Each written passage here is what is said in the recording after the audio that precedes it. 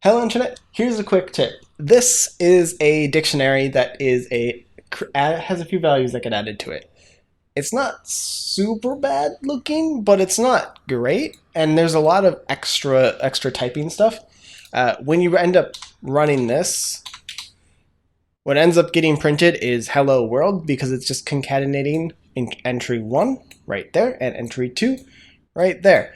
But what you can do is actually create a constructor for this that's a little bit more, I guess, intuitive, inline, however you want to think about it. And the way it works is actually during the construction of the dictionary, it just implicitly adds specific values to it.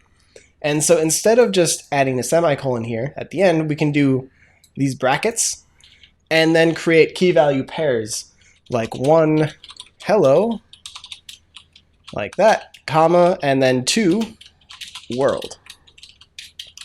And so these are going to add a key of 1 with the string hello and a key of 2 with the string world, which should get us the exact same thing we had previously, just in maybe potentially a little bit nicer format.